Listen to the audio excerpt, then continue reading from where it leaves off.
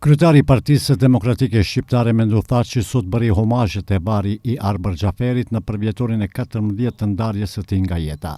Me këtë rast ai vendosi kuror me lulesh dhe nderoi figurën e Arber Xhaferit, një nga personalitetet më të rëndësishme të politikës shqiptare në Maqedoninë e Veriut. 14 vjet bëhen sot që na mungon kryetari Xhaferi, po besoni se përveç neve që përkujdesim e ta përkujtojmë dhe ta mbrojmë dhe ta kultivojmë idenë e tij, edhe armiqt e kësaj ideje po japin kontribut në thojza për përkujtimin e figurës edhe të veprës tij.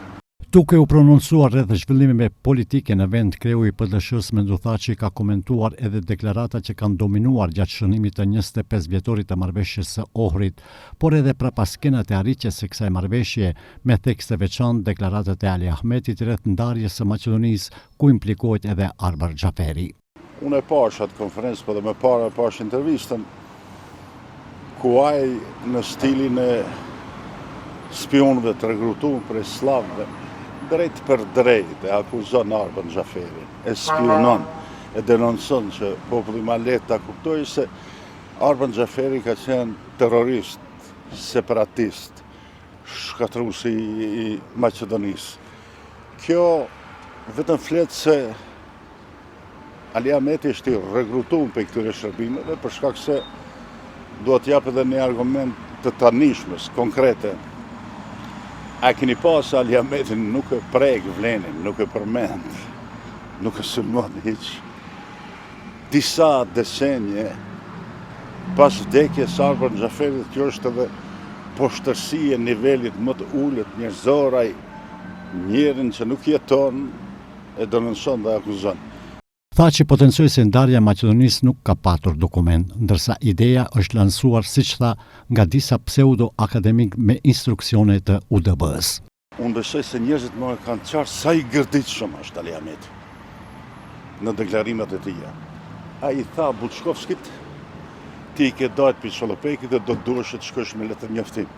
Për nga i kanë dajt fëmijët e Ali Ahmetit. A shkojnë fëmijët e Ali Ahmetit në ato në kufinit të dojtë e vetë. Qartëzi, deklarimet e tija dhe veprimi të tij politik vetëm e vërteton historinë e tij anti-shqiptare. Dhe definitivisht që të vite pyetja juaj, ju nuk jeni i ri si gazetar dhe të tjerë. Ju e dini se ndarja e Maqedonisë nuk ka pas dokument. Ka qenë disa pseudo-akademik në atë kohë të instruar nga UDBA e Shërbisë, të cilët e nxorën këtë ide. As ka qenë ide akademi shkencave. As Arber Xhaferi ka dokument se s'ekziston ai dokument. Nuk ekziston zyrtarisht. Kreu i PDSH-s Mendu Thaçi paralajmëroi se nëse Ali Ahmeti vazhdon me deklarata të kësaj natyre, fjalën e fundit do ta kenë gjykatat. Dhe unë e paralajmëroj që edhe njëherë nëse flet kështu do ta padis në gjyq. Në emër të Arber Xhaferit, se ky një denonsim i tillë është i palejueshëm edhe i pafalshëm.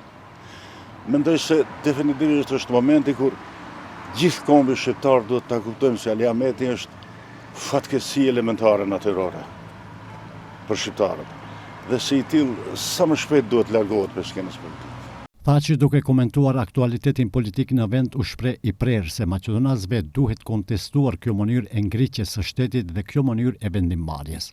Përndryshe, sipas tij, ata do të kenë shumë kohë që t'i kriminalizojnë kërkesat e shqiptarëve dhe t'i paraqesin si kërkesa anti-evropiane dhe antimoderne. Rrugën e kontestimit Mendu Thaçi e sheh si të vetmen mënyrë, pasi sipas tij nuk i sheh rrugë të tjera që mund të japin rezultate, duke përmendur se janë disa dekada, disa tentime dhe disa dëshira të disa partive shqiptare, por pa sukses.